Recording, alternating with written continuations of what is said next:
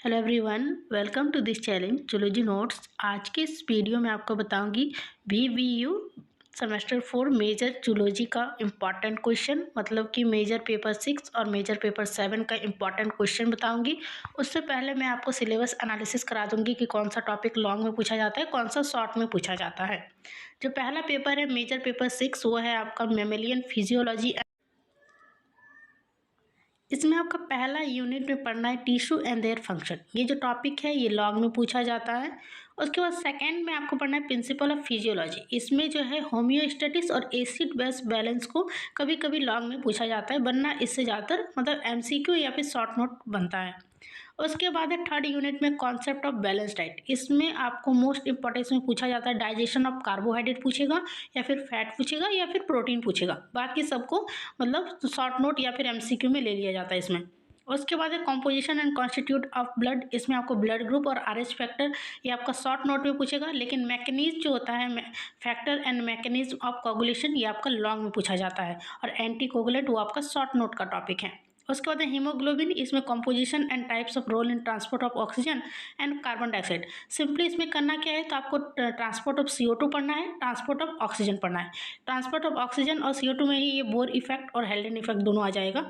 इसका मतलब ज़्यादातर का टॉपिक्स अपलोड है, नोट्स अपलोड है। आप टॉपिक का नाम लिख के बाय जूलॉजी नोट सर्च कीजिएगा तो टॉपिक मिल जाएगा। अगर वो टॉपिक नहीं मिलता है तो आप फिर कमेंट कीजिए, वो मैं आपको दे दूँगी।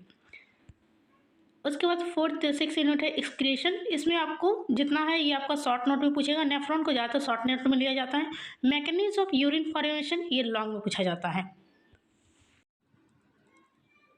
उसके बाद 7th में आपको पढ़ना है न्यूरॉन के बारे में। न्यूरॉन का ज़्यादातर शॉर्ट नोट में पूछा जाता है न्यूरॉन के बारे में। इसमें क्या है, तो आपको सिंपली न्यूरॉन को पढ़ना है।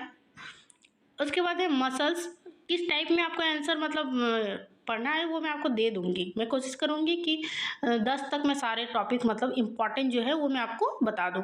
उसके बाद है मसल्स। इसमें आपको mechanism of contraction of skeletal muscles long में कभी कभी पूछा जाता है, बाकी ये शॉर्ट नोट में पूछा जाता है। उसके बाद है स्ट्रक्चर ऑफ ह्यूमन आई और स्ट्रक्चर ऑफ ह्यूमन ईयर। ये दोनों लॉन्ग में पूछा जाता है, या तो ह्यूमन आई पूछेगा या फिर ह्यूमन ईयर पूछेगा। मेरे पास प्रीवियस का क्वेश्चन नहीं है। अगर आपके पास प्रीवियस का क्वेश्चन है तो जो टॉपिक लॉन्ग में आएगा, मतलब जो मैं आपको इंपॉर्टेंट बताऊंगी उसमें से जो लॉन्ग टॉपिक आपका प्रीवियस में आया है उसको छोड़ दीजिएगा, बाकी याद कर लीजिएगा तो आपको एग्जाम में क्वेश्चन मिल जाएगा।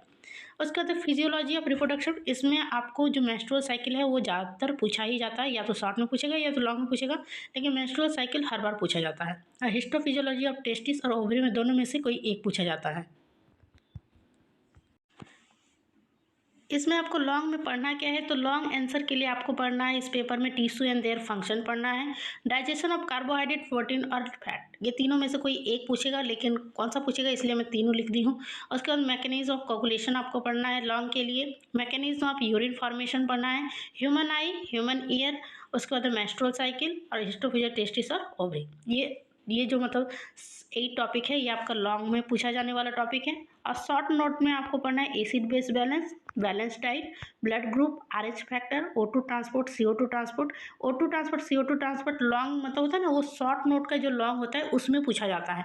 जैसे 7 मार्क्स का जो क्वेश्चन होता है 7.5, वो सब में O2 ट्रांसपोर्ट और CO2 ट्रांसपोर्ट का लिया जाता है। और लॉन्ग में पूछेगा तो इसमें हेल्डेन और बोर को घुसा लिया जाता है, ये चीज़ होता है। उसके बाद क्वारी साइकिल, बोर इफेक्ट और हेल्डेन इफेक्ट ये शॉर्ट नोट में, न्यूरॉन शॉर्ट नोट में।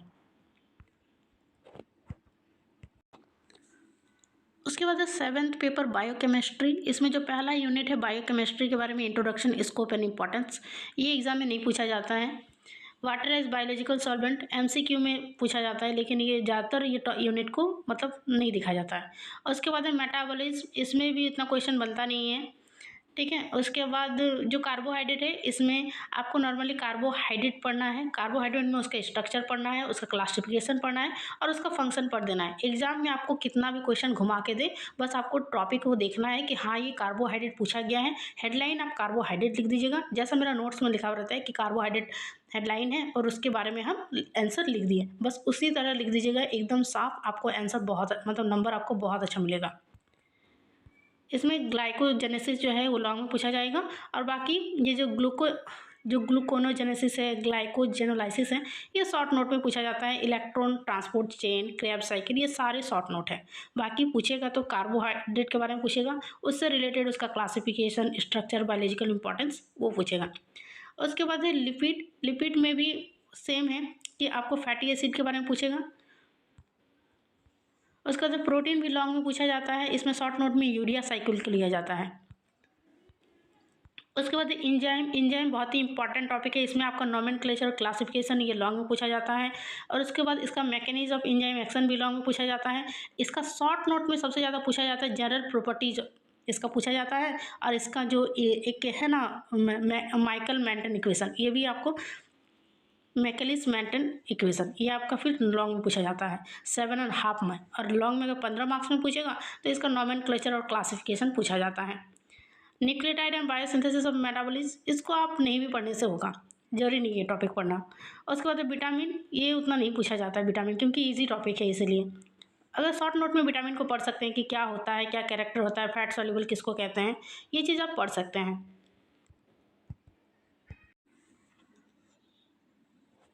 आपको ये लॉन्ग आंसर टाइप में पढ़ना क्या है, तो carbohydrate, protein, amino acid, enzyme और ग्लाइकोलिसिस, ये जो पांचों टॉपिक, मतलब ये कार्बोहाइड्रेट, प्रोटीन, एमिनो एसिड और एंजाइम में कोई 2 टॉपिक को ही पूछेगा। अगर आपके पास प्रीवियस में कोई क्वेश्चन है, अगर प्रीवियस में अगर जो टॉपिक ये पाँचों में से दिया है उस टॉपिक को छोड़ दीजिएगा, बाकी याद कर लीजिएगा, मतलब ये 5 टॉपिक में से, क्योंकि मेरे पास प्रीवियस का क्वेश्चन नहीं है, वरना मैं एकदम एग्जैक्टली बता देती कि कौन सा टॉपिक इस बार आएगा।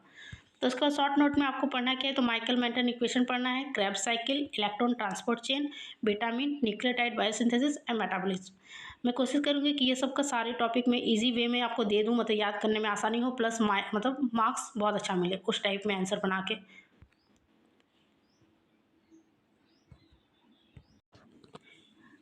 कोशिश कीजिएगा कि एग्ज़ाम में आंसर जो है इतना ही नीट और क्लीन लिखें, मतलब एकदम साफ साफ। और होता है ना कि ये हिंदी में है लेकिन आपको इंग्लिश में लिखना है, तो एक होता है ना इस तरीके से आपको लिखना है, ब्लैक और ब्लू पेन का यूज करके, ताकि एग्जामिनर जो चेक करे उसमें होता है ना इंप्रेशन अच्छा बैठे।